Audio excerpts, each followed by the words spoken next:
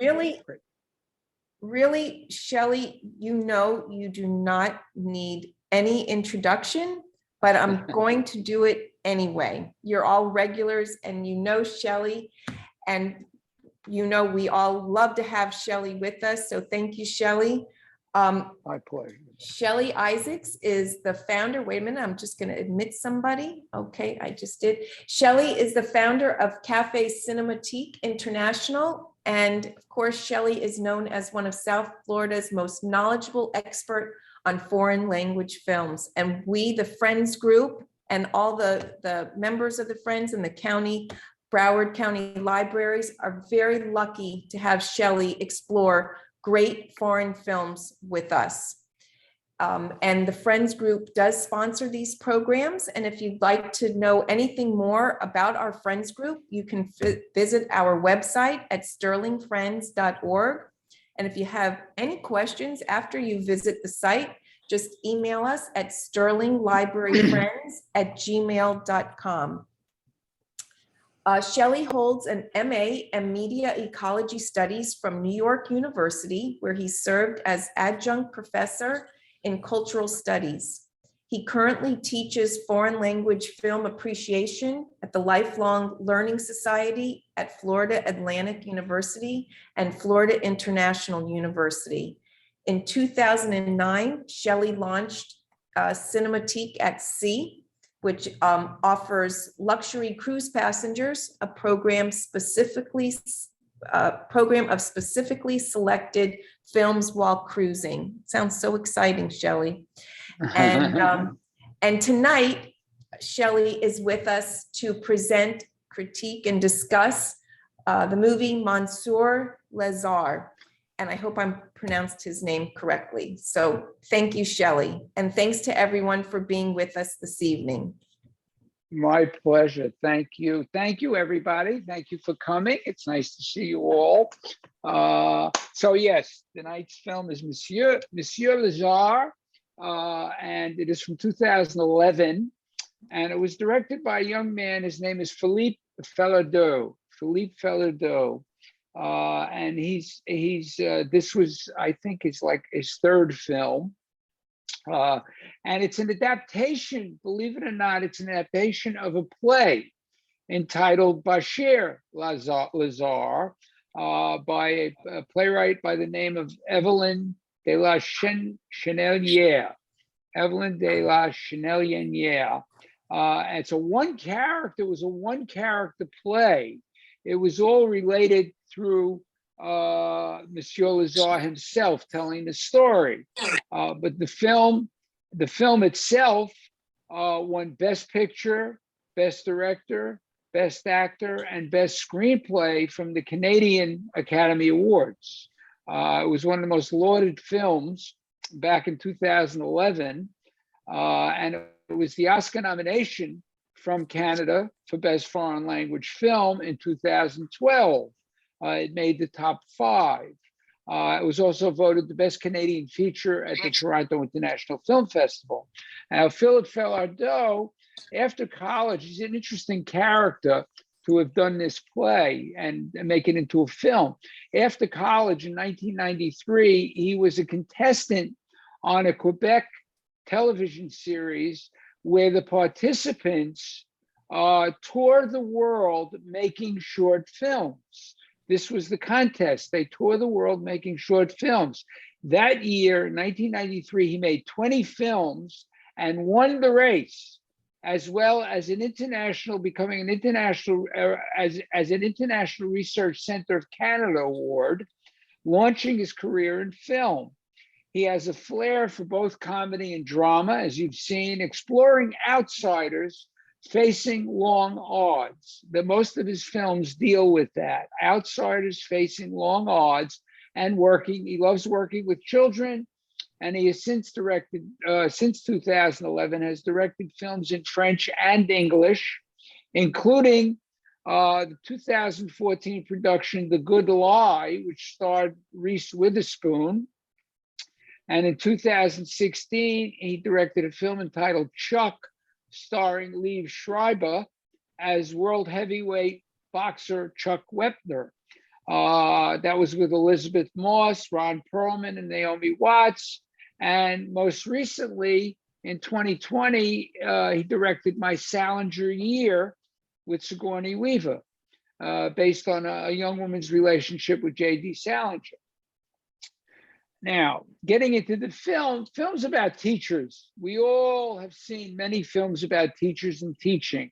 They have long been part of cinema history, from Goodbye, Mr. Chips, to Good Morning, Miss Dove, to Blackboard Jungle, Up the Down Staircase, The Dead Poets Society, Stand By Me, Lean on Me. Of course, there's so many films you could name. And Monsieur Lazhar can certainly stand high on the list. After seeing it, I think you would agree. It's a film that depicts an encounter between two distant cultural worlds and the power of expression. Monsieur Lazhar explores exile, loss, and the truths we tell our children through a caring and compassionate soul. It is all at once universally resonant, especially relevant, given issues of immigration and dealing with younger children encountering tragedy, and is revealing about character and the things we do to survive. When it comes to immigration, it is certainly relevant now with what's going on in the world. There are no simple questions and no simple answers in this film, but the story deftly contrasts a man contending with his own loss and grief while finding his way to heal others of their loss. It is a tapestry of fraught relationships. It weaves issues of parental authority, social taboos, and national boundaries. Empathy ultimately comes through understanding, but it's not easily achieved. And one can certainly ask, is it ever? Is it ever? The screenplay is filled with moments that are poignant, sad, humorous, and especially moving. And the kids provide absolutely stellar performances from a group of pretty precocious kids. But I'll tell you more about them later. The film is especially notable for the way in which the children deal with each other, portraying them sometimes with a maturity beyond their years, at the same time as kids with the growing pains we're all too familiar with. They also sense a kindred spirit in this deeply involved man who has also suffered his own pain and loss. It observes without being preachy. That's one of the great things about the film. It observes without being preachy and avoids the cliches that can make it overly sentimental. In that pre-title opening, and what looks like a normal school day, we're plunged into the tragedy discovered by Simon. And although he manages to sound that quick alarm, his schoolmate Alice also manages to see what happened. In the title sequence that follows, we see them painting over the walls of the classroom. They've stripped it bare and they're painting over the walls in the classroom. And it's sort of a metaphor for what they're trying to do, but they won't be able to cover up what has happened. No paint in the world could cover that up. And through the ensuing measures to deal with the children, Bachir Lazhar will show up out of nowhere, volunteering to take the job of teacher with credentials in tow. Before we learn his secrets, we watch him navigate his way through teaching the children while teaching them himself at the same time, and also learning from the children, and how he even comes up against the parents, especially of the precocious Marie Frederique, when her mother and father challenge his defining her as being rigid. Remember that scene when he's sitting with the parents and he's explaining she has to loosen up a little. She's a little too rigid. And her mother's sitting there going, what do you mean rigid? We're not rigid. And acting just as rigid as the daughter. It was hilarious because the apple doesn't fall far from the tree. It is interesting in how the director realizes his way, how he realizes Lazhar's way into learning. Once in a Quebec school, Bachir is caught in a system he doesn't know. He has no idea how it works. And he has to search within himself to draw from what he was taught in his own childhood. His only reference is the French method of teaching that now is considered old-fashioned. It shouldn't be forgotten that Bachir is a North African immigrant who is profoundly secular. That was a very conscious decision on the director's part not to get heavily involved in being a Muslim from where he comes from, but to leave it be very secular.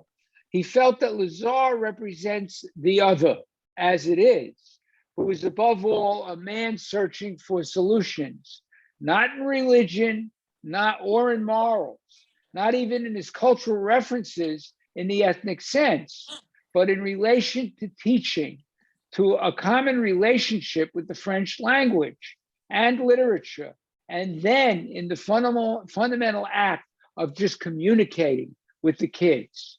That's enough to take on without having to deal with any excess baggage. There is also irony in the fact that he's come to teach in a former colony and that has a particular relationship with the French language, while he also comes from a former French colony himself. So he comes from being a colonial to a place that was once colonial long ago. And then we learn his secret slowly. First, with the parcel he picks up, with that box he receives in the store. Then when he meets with his lawyer, where we begin to learn that he is seeking asylum following the death of his wife and children in Algeria, that it was his wife who was the teacher. His wife was the teacher and a writer who had criticized Algeria's justice system and was being persecuted by religious rulers and fanatics, which brought about her death. And that he was a civil servant and really a restaurant manager. At the same time, we see another secret being played out between Simon and Alice, how Alice, while presenting that essay about Martine, their teacher who committed suicide, and saying it was a violent message, while looking at Simon, who looks disturbed when she says Martine can't receive detention, she's dead. Simon can't reconcile his anger at what she did. And, Alice, it was a violent act. It is a violent act. And it says, he wants to punish her. And she says, you can't. She can't get detention. She's gone. Eventually, the story of why Simon was so disturbed comes to a head with the discovery of the picture he carries, and that he accused Martine of kissing him. If you remember the accusation. At that party, they find the photograph and all hell breaks loose. And then in the classroom, against the principal's directive, Lazhar manages to get the children to express all their feelings about the tragedy and about Martine. And Simon, who finally admits that he lied about the kissing, but was resentful about her trying to be like a mother to him. This is where it came to the core. He didn't want to feel mothered by her.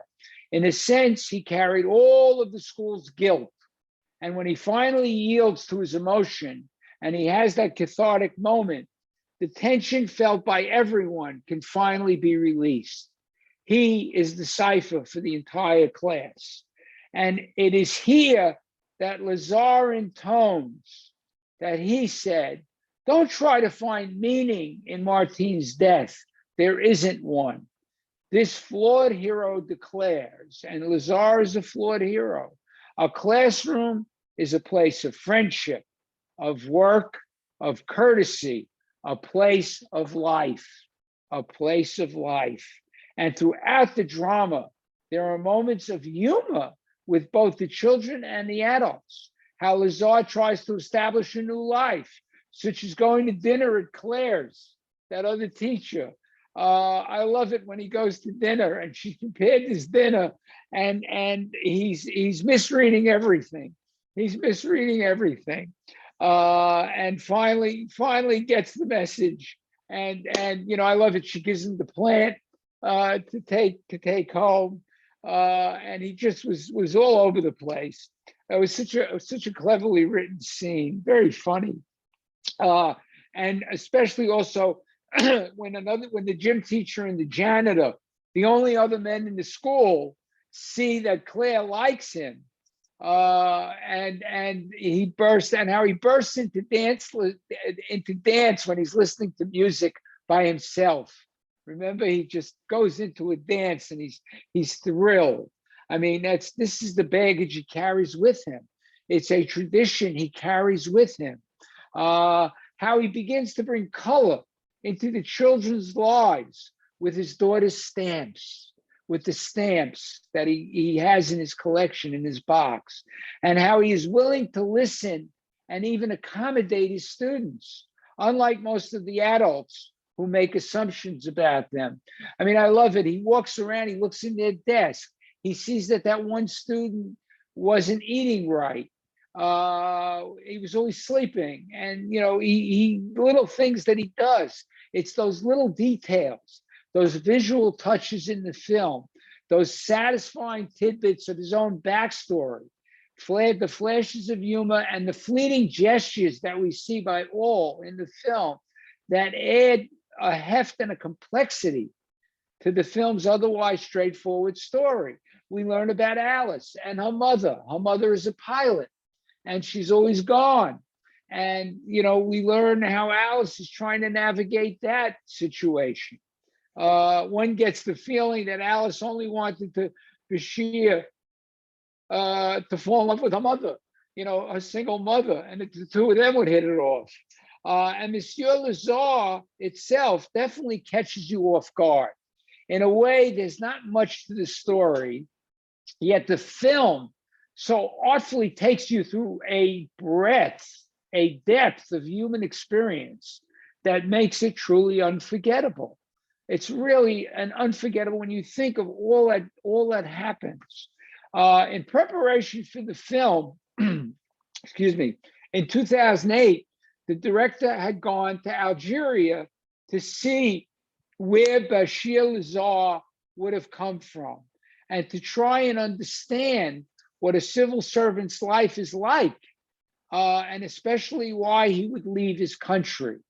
And we learned that at the hearings that he goes to when he explains what happened and why he's looking for asylum. He even visited, Philippe Falardeau, the director, even visited other Middle Eastern countries, Egypt, Tunisia, Syria, and Libya at the time. And he found that even years after the civil war in Algeria, he felt that Bachir had no choice but to leave and go to Montreal, because Montreal was so strict in its fundamental approach to Muslim. I mean, women couldn't be seen, women couldn't be heard. It was a terrible situation in Algeria. And before making Monsieur Lazhar, Falardeau spent several weeks in primary schools around Montreal to capture the reality of this world. For example, how a child fidgets in his seat. I mean, we all know about that. We've all fidgeted at times, but the fidgeting in the seat of the children. There was extraordinary research in a dozen or so schools in order to decorate the school in the film, because it was essentially a set for him that he had to decorate, and he researched a lot of different schoolrooms. What is seen on the walls was pieced together. All the artwork comes from children's work gathered in many other schools. That's how they put it together. And next to the double mourning that takes place, that of the school for Martine and of Bachir for his own family, there's a double mourning in the film. The director discovered another dimension while making the film. The question, what he called the question of the codification of relationships between children and adults within the schools. Over the years, we have established rules that forbid adults from touching children. You know, that's something that rose up many years ago. Now, of course, there's new rules that are going on that we're dealing with here in Florida, let alone anywhere else. But here in 2011 in a Montreal school, you know, touching children is verboten. And if you remember, Bachir was touching the children and had to be told, you don't do that. Even if it's just to put sunscreen on their back, as the gym teacher comments, if you remember, that all the kids have become, he said, you would think all the kids have become radioactive.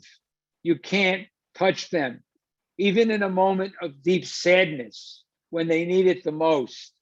That the kids, you know, we very well understand the reasons behind the rules, naturally, and what's at stake by violating them. But the result is that teachers, parents, and even the children walk on eggs whenever it comes to showing a certain form of affection or closeness. The question is extremely delicate and constitutes a pivotal moment in the film. I think the film speaks a great deal about this, imperceptibly at first until the end, where the subject matter becomes explicit. It becomes explicit when we hear the voiceover and we see Bachir when Alice drops her bag and they hug. They hug. You know, it's that ending is so touching. And it's something she needed. It's something he needed. He needed these children to come back to life. They needed him to bring them back to life. The cinematography is done in a documentary style fashion. We see the handheld camera moving around the rooms. It's the close-ups of the kids' faces as well as Lazhar's. It captures all these little tics and emotions that make up the film. The star of the film, an interesting story. His name is Mohammed Falag, and he goes by the name of Falag. He has been a theater actor and director in Algeria. He was there from 1978 to 1985. He was a theater actor and a director. Then he began touring the Middle East. In 1996, when a bomb exploded during a performance in Tunis, he decided it was time to move, and he moved to Paris, continuing to direct and act in theater, especially with plays confronting social difficulties in France. He also continues to act in other films. Falag had already done this one character play of Bachir Lazhar on the French stage in Paris when he was chosen for the role. The director had seen him and said, I want to keep him for the film. The director saw something in his eyes. He has such an expressive, open face, one that is utilized to convey a wide range of emotions that instill, as the director puts it, both mirth and sorrow, The young girl who plays Alice, Sophie Nalise, began her career at the age of 7. She was appearing in commercials, and this was her first feature film, for which she won a Best Supporting Role Canadian Academy Award and a Quebec Cinema Award. And she's appeared in TV and film roles on both French and English. She's acts quite a bit these days, and she's grown quite a bit. She's a lovely, lovely young girl. Emilian Neron, who plays Simon, also began acting as a younger child and won a Best Supporting Actor Quebec Cinema Award, and has gone for this film and has gone on to other roles. And the other notable actor in the film is Danielle Prue. who plays the principal.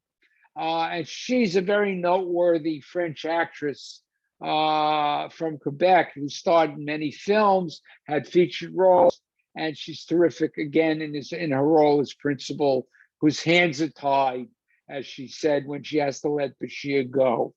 So there you have my breakdown on the film. And now I'd like to open it up to you for any comments, questions, discussions. Who's going to go first? Come on, somebody out there is going to want to go first. Who's it going to be? Come on, going once, going twice. Let's see a hand. No hands. This is great. Oh, Jackie, thank you for saving me. Go ahead. You owe me, Shelly. I really liked it. Not being a parent, it makes you see completely different sides of things. It's like the parents of the one little girl drove me completely crazy, but I know parents like that. I thought it was unbelievably sad, and I still do, the reaction of people touching, although I understand why it gets taken to extremes. I thought it was really sad at the end that the principal didn't get that he needed to be in the class to tell the kids he was leaving, because that's exactly what Martine had done. She had left them without saying goodbye. Right. And I thought it was really very telling, not just the hug, but everything that was happening on the school grounds after the kids had their explosion. They were pretty much back to normal kids. I mean, they're never going to be normal again, but they were back to normal children activities. And I thought it was very well done, to be honest with you. That's great. No, great comments. And you know, it's you know, it brings us back to the beginning, because you know, you're all looking at the film, and that's the first, you know, you see that in the first moments, you go, oh my God, what kind of movie is he showing us? Where is this going to go? And it goes to great places. But it's also the fact that, you know, within the narrative, and this, again, it's adapted from a one character play, and within the narrative, how Simon becomes, you know, a focal point, and he felt that she did it. Why did she do it in the school? She did it to me. She did it to me. You know, he felt so guilty over this whole thing. And, you know, it really, you know, for Bachir to understand and help bring it out was so important, that catharsis, because it was needed for the whole class. And it's a great comment to bring up about the ending, you know, the fact that he had to be there. He had to say goodbye, because definitely if he just left, they would have been bereft. I mean, they would have been, you know, to have a double trauma like that within months is terrible. So thank you. Who's next? Yes, Rhonda. Hi, I love the movie too. I love those children. I don't know if I missed something at the very end. Did he actually have a teacher's license? I know he was owner of a restaurant. Okay, so that was all fake then. Yeah. It went so quickly at the end, that one point. I wasn't sure if I was thinking correctly. Yeah, yeah. Not only that, I mean, it's a great comment. It's a great thing to ask, because for one thing, you know, we should be getting angry over the fact that he's falsifying. Look how many people do that. They're brought into court. They tried. They're kicked out of colleges. You know, and we should be angry and understand, you know, and say, okay, you know, he was wrong. But the fact is, we developed such empathy for him that he can easily be forgiven. He can easily, because he does it the right way. I mean, it's just so well done. So well done. Thank you. Thank you. Okay, Ed. Yeah, hi, it's Alice. We should really put our names there. My own philosophy. Yeah, hi, Shelly. My own personal philosophy about who is qualified really goes along with hiring somebody like him, who really knows what to do, is going to do his all. And we had our kids in the Holding Hands Cooperative School in North Miami, where we hired the preschool teachers. And we actually were able to hire a teacher without qualifications at that time. And she had actually been one of the parents, had spent time observing the teachers, and we all worked as a teacher's aide. And what she presented to us in lieu of any qualifications was a one-page, single-space typed list of the books that she read about education to educate herself. And I thought it was great that we actually went for it, and she was a great teacher, and we knew she would be. Later on, when the parents became more like desirous of their kids moving ahead, and they wanted reading earlier, and they started pushing really the way the public schools did, they didn't go by that philosophy later, and much to the detriment of the school. Interesting. Because she probably would have been brought up to speed anyway to deal with them, I would assume, to work with the kids. Well, she knew exactly what to do. And actually, it was a cooperative school. We worked in the classroom with the teacher. So she told us what to do. She had it. She had it already. Yeah. She convinced us, and it was true. That's sad. That's sad. It's trying to can stand in the way and check boxes. Sometimes you know who's going to be good. Yes. Thank you, Alice. Thank you for that. Susan Hurst. Let's see, Susan, I can unmute Okay, you. there we go. Okay. Hi, I love the character, the teacher. He was so tender. There were some tender moments in there, and I think those loving, tender moments made it so much lighter because it was a very heavy subject. I especially liked when little Alice brought him that book to read for dictation, White Fang by Jack London. And then later he gave her a book, and her little smile was so sweet when she was doing that. And I was wondering what book he gave her, but I have more to say.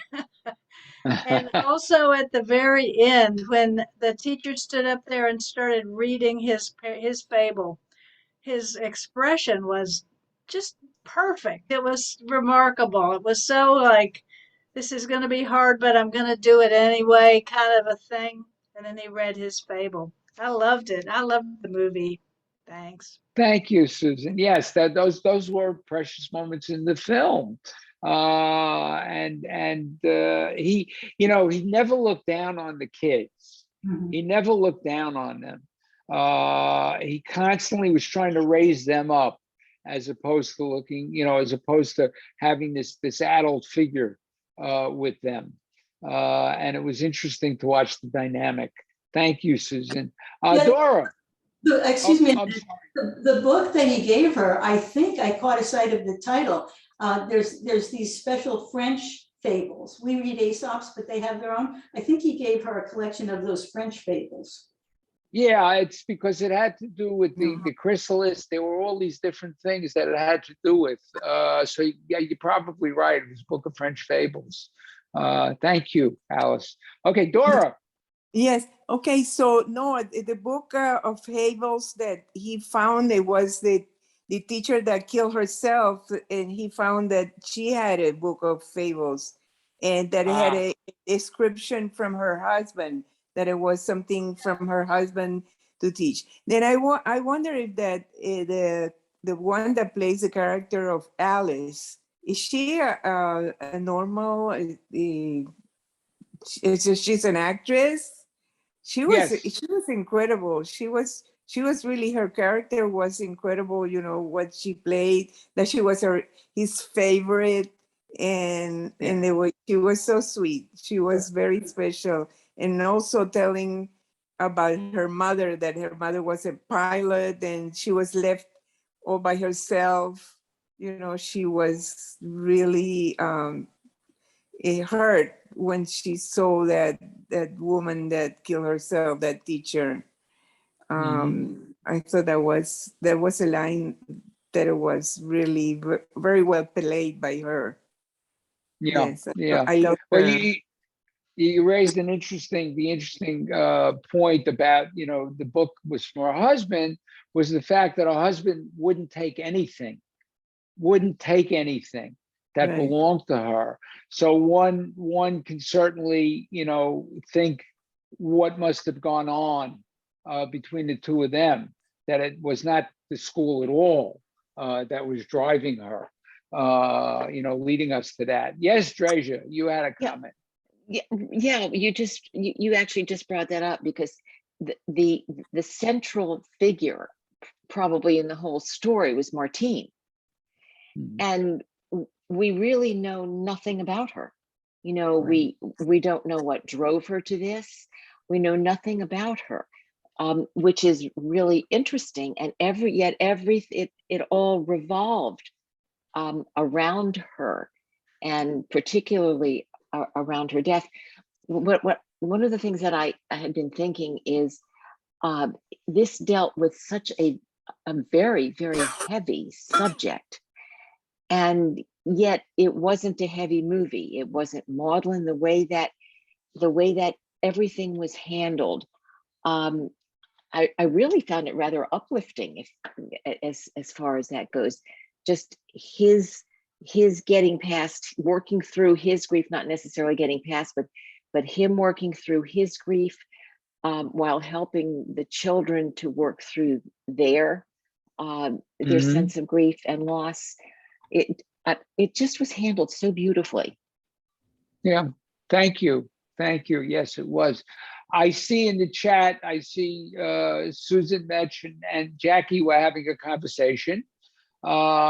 Susan had mentioned the movie began with loss and ended with loss. Yes, but two different kinds of loss. As Jackie said, I think a different kind of loss, and I agree. And yes, it was still loss, but it was a loss. And as Dreja said, on an uplifting note, it was the kind of loss that creates a memory and would create a counter memory to the memory at the beginning. It's sort of, it works in double time. We deal with the loss at the beginning, yes, and we deal with the loss at the end, but the loss at the end is much more, would wind up a much more positive one, in a sense of the memory these children would have of their experience with Bashir. Go ahead, Susan. No, I agree. But what bothered me, and it really does bother me, you're right, it's two different kinds of loss. But when you start with loss that's so heavy, that's definitely gone, and then he's taken out with a snap of the finger and not allowed to say anything, I think that is so extremely hurtful in a way that it's not the same kind of thing. He's not coming back. There's no explanation, and he's gone. So I'm just saying that from my point of view as being, I was a teacher. And to do that to children, it's a really horrible thing, because I left in the middle of the year, and I know how my kids felt when I left, because my husband was going into the military. It was not a pleasant experience. Everybody was crying. I was crying. But the point that I'm taking is, you're right. That loss was horrific, absolutely horrific. And his loss, he left on a high note. So that in a sense is good, but it sort of leaves this hole, Yeah, it's true. I see. Alice, I guess that's you that put that in there. The famous French fables are the 243 written by La Fontaine in the late 1600s. Terrific. Thank you for that. So that's where that comes from, and it probably still used as a teaching tool in France and in Quebec, maybe. Okay, Jackie, I saw your hand up. I was just going to say I agree with Dreja on that. I really did like how they handled Martine, to be honest with you. Yeah. Had they gone more into her background or what made her do that, other than just the vague gossip, it would have changed the entire tone of the movie, and it would have taken it away from him and particularly the kids, and it would have put it into her corner. Whereas, like Dreja, as you said, she was a central character through all of it, but they never really said much about her. They never really explained. I thought that was actually masterful. And to Susan's point, I agree wholeheartedly.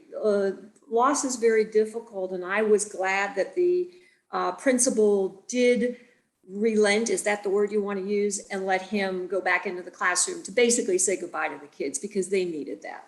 Mm-hmm. Yeah. And Susan, you did hit something, is the idea, and to Dreja's comment, to yours, Jackie, is that it was right not to concentrate on what's a story. Leave it ambiguous, because for the children it's ambiguous, and Bashir has nothing to do with it. And if they concentrated on that, it would have taken away from his relationship with the children and the children's stories, the children's own stories. You know, she was the hole in the film. She created the hole in the film. And now we had to fill that hole with these children and with Bashir. And that's what happens. You know, to call on metaphor, because everything is metaphor, but to deal with it that way. So I agree with you both, all three of you. Thank you, all of you. I agree. It's terrific. Who else wants to go? Come on, we started the ball rolling. Yes, Nora. I thought it was interesting that the school psychologist, her approach was it wasn't very helpful, that she wouldn't allow him in the classroom, that she was only one psychologist for the whole class. That was interesting. Yeah, it was well, there are those that play by, as Alice so well pointed out, there are those that play by the rules, you know, a little too strictly. By playing by those rules, she's ignoring the human.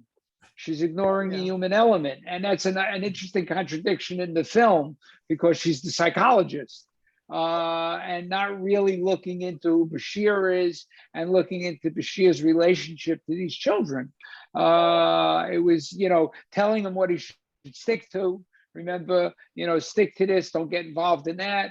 It was, you know, that's what happens is some people, you know, they refuse to walk a little outside the line, and it doesn't help. It doesn't help. And he was looking for healing himself, and she pushed him away. Yeah, it's true. Thank you for that. Thank you. Who else? Who else has, anybody else? Yes, Marilyn, is it you or go ahead? I just want to make two comments. Number one, I thought the acting of the children is unbelievable. Think of the movies a generation ago. And here we have class interacting amongst themselves, and I think everybody was superb. And the other comment I want to make is that you wonder why people go into teaching. They're so by the parents, and they're so stressed out. The demand, pay is so low. It's amazing that, and it's such an important occupation. These people are teaching our future generation. Yeah, it's, you know, you hit the nail on the head, and it's unfortunate because we all know this. I mean, those of us who you know, who got a great education and understand how important a teacher is, and you know, you can't pay him enough. I mean, it's crazy. It's nuts the way the system is structured. And at least if you're not going to pay them, give them the benefits. Give them the benefits. You know, let them pay less for a lot of different things in this world so that they can afford it. You know, we really don't value our teachers enough. Spoken from, you know, I was a teacher, and I was a teacher in elementary school. I was a teacher in junior high school. I was a teacher in high school, and I was a teacher in graduate school. So I've gone all the way, and I can tell you, teaching is an absolutely wonderful profession, and it's filled with passion. If you want to find it, it's filled with reward, just by looking at the faces you're staring at half the time. So it does so much for us. And I think we have to be more cognizant. Parents have to be more cognizant of how important the teachers are, and not letting politicians tell them how to behave and tell teachers how to behave. I think the politicians have to go back in the classroom. And we have to instill corporal punishment to the politicians. Anyway, I go a little too far. Who wants to go next? Who wants to go next? Dora, go ahead. I wanted to say something. Maybe because he had a loss, you know, with his family. He understood what it meant for these kids to lose somebody who was close to them, because apparently the teacher was very close to the kids. She was understanding to all of them. So he understood perfectly. That's what it's underneath the meaning of his understanding the kids, because he had, when something happens to you, then you can understand the other person doing in the same situation. I believe that. And talking about the teachers, I think today the teachers' role is worse. I mean, with all this, what is happening in the schools, I know that it's very rewarding used to be very rewarding for the teachers to be a teacher, to get a relation with the students and everything. I can understand that, even though I never was a teacher, but I think that's what draws some people to become teachers. Absolutely, absolutely. Thank you, Dora. Arlette, and then Jackie. Arlette? What was very interesting is friendships of these students with Simon and Alice. They were really head and head good friends. And then when they got into that argument, he says, "You are perfect, you're perfect." It just came out. I mean, it just came out. He always felt it, but he would never say that because that was his close friend. But it's amazing how it twisted and just came up in the air. That's how children are when you least expect it. Yes, but children, and as, oh, go ahead, I'm sorry. Go ahead. Go ahead. No, go ahead. No, go ahead. I want to hear the rest of what you have to say. No, basically, no, I agree with everybody else that as far as the psychologist was, she was a cold fish to everyone.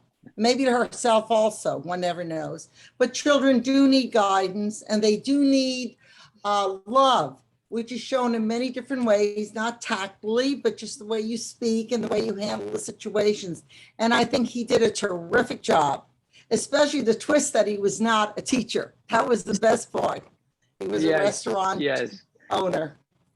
Yes, thank you. No, he that was learned great from to his point wife very well. Yeah, it was great to point out the relationship between Alice and it's also the flexibility of children, you know, and also learning about forgiving, you know, of one's flaws, if you will. I saw here Ed wrote, "What, if any, were the visible results on the children of the psychologist's intervention?" Well, you could fool me. You could fool me, Ed. It just, you know, was not visible. It was more visible by what Bachir was doing with the kids. I think if anything, they would close off. I think she was trying to do what the painter was doing at the beginning, and that met with, you know, papering over the wall. And that's what she was doing. So I thought that was, it's good to ask that question. It is visible or invisible in the film. Jackie. The only thing I was going to add, even though I did not care for the psychologist, we're not actually supposed to like the psychologist. We all need to remember that. And the other thing is, though, in total defense to her and everybody else, no one knew what he had gone through. So while he has total empathy, nobody else knew that he had gone through that. And so I wonder if that's really that unusual for a teacher to have been excluded, because the psychologist wants the kids to be able to speak freely. And if nobody knows his situation, then it's just kind of off in space. Yeah, that's a good point. That's a good point. And we also have to remember the one thing, you know, the overriding thing to remember here, this is essentially a fiction. It's a story. And within the story, you can, you know, create outcomes, you create characters, and they become ideals. And in this way, he became an ideal in terms of character. And, you know, we can only hope. You know, we walk away from stories like this, no, people can draw from it and hope that they will learn from it. I mean, as I said, it's not a pedantic film. It's not a didactic film. It doesn't preach. It tells us a story about people. And that's what I love about this kind of cinema and how well it works, Yeah. Thank you, Jackie. Dresha? Yeah, when the conversation started about the psychologist, I think the juxtaposition of the psychologist who was doing her job and Bachir, who was coming from his heart, was just interesting. You know, not necessarily that she was cold or whatever, she was just doing her job. And he was doing more than his job. He was coming from compassion and empathy, and his heart. So I just, you know, I hadn't really thought about that until the conversation just came up about the psychologist, which is one of the reasons that I love your discussions. Oh, well, thank you. But that you're absolutely right, because what you just brought into the mix is the idea of the heart and the mind. The psychologist is trying to deal logically, you know, with the mind of the children, whereas Bachir is dealing with the heart and soul of the children. Mm-hmm. So you just hit that on the head, and I thought that was terrific. That's a terrific way to look at it. Thank you. Yeah, Arlette? I really enjoyed the exchange of the books between him and Alice, Bachir and Alice.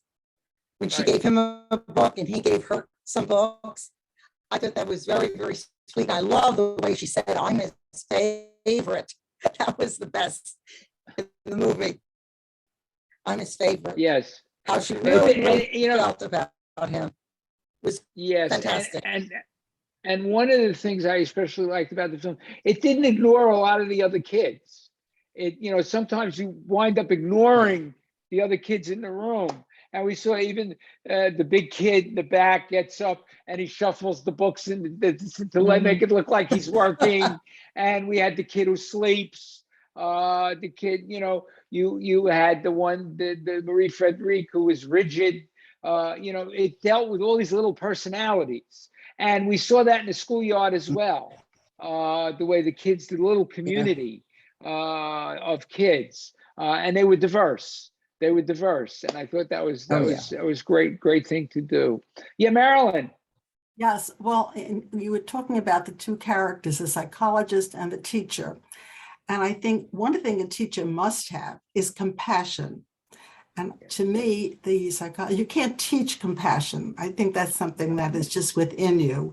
The teacher had it, the psychologist did not. So there's an academic approach, and then there is a real humane approach. Sometimes it can be, but I thought there was a That's a good comment. It is. It's you know, she has a job to do, and she just wants her job. She's not dealing with what the teacher deals with, and that's a good observation.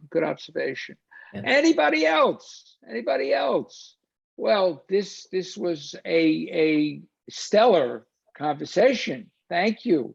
It really was. The comments tonight were really special. They really were. And Marilyn, I really liked your last comment too. Way to end it on. The psychologist really, there was no emotion, and you could feel that. So yes. So yeah, you could. Okay, so let's see. Shelly, yep, there's a couple last comments.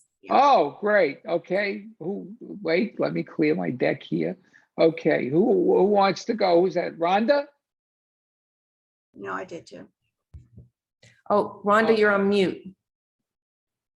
That was an accident. I meant to send that to one person. Sorry about that. It's in the chat. I wasn't. Yeah. Oh, I see. Okay. I can comment on that actually, because Shelly and we were just talking about continuing with, if that's what you're referring to, Rhonda, the Cinematheque program. So yes, we are going to be talking about extending further. Okay, great. Yeah. If you're taking a Yeah. vote, I'm all in. I know, so is All in. everybody. So I'm sure we'll be continuing, and stay tuned for our calendar. And that could actually lead me into what I wanted to say, because we do have in-person programs at the library now during the day, and you can check out our calendars for April and soon to be May. We're going to have many more programs back at the library during the daytime, as our library is not open in the evenings yet. You know, we close at 6 p.m. So all our evening programs will still remain until further notice on Zoom. And our Sunday hours have not been restored yet, but I can tell you that county officials are working to open on Sunday, but there's no exact date, but it's in the works to open Sunday soon, we hope. So with that, just check us out on sterlingfriends.org, and you'll see how many great programs we have for April. And Shelly, your turn. Yeah, thank you. Susan, did you have something you wanted to add? No, I just wanted to say, as a teacher, I looked at it in a different way. And I've always felt that no matter what your profession, whatever your job is, you have to have a passion for it to enjoy it. But I really loved it when he wrote his own fable and he gave it to the children to correct it. And I thought that was the best. It showed his humanity and that he was actually an excellent teacher. Excellent teacher. Yes, thank you. Yes, he was. And it's good that, you know, some of you are teachers and you have something to work with here to look at and see. Okay, next film coming up is especially interesting film. It's called Honeyland. And actually you'll find it on Canopy. I think it's also available on Hulu if you have that as well. But it's a major award winner. It was an Oscar nominee for not just best foreign language film in 2020, but also for best documentary. Now, I usually don't include documentaries in my program, but this one I had premiered actually before it came into theaters. Not to say, but I actually premiered this on a cruise. And when I had seen it, I had said, this is a film that I have to use as a regular part of the program. And hopefully you'll understand why when you see it. It won the double nominations, and it was also, in addition, won 37 major international awards. It is visually an epic film, visually stunning portrait of the delicate balance between nature and humanity that will have something sweet for all of you. Pardon the pun, but we'll have something sweet for all of you. It's an immersive experience into one woman's life. It's Macedonia is where it takes place, a place I'm sure all of you have been to one time or another. But Macedonia is a strange place, but this takes place in the rural area of Macedonia, and it involves one woman who is a beekeeper, and she lives with a mother in a place that seems almost barbaric or primitive. I shouldn't use the word barbaric, but primitive in nature. And you'll see why. And you'll see when mankind intrudes from outside, how much damage he can do. But this character is absolutely lovely. And I can't wait to tell you more about her after we see the film.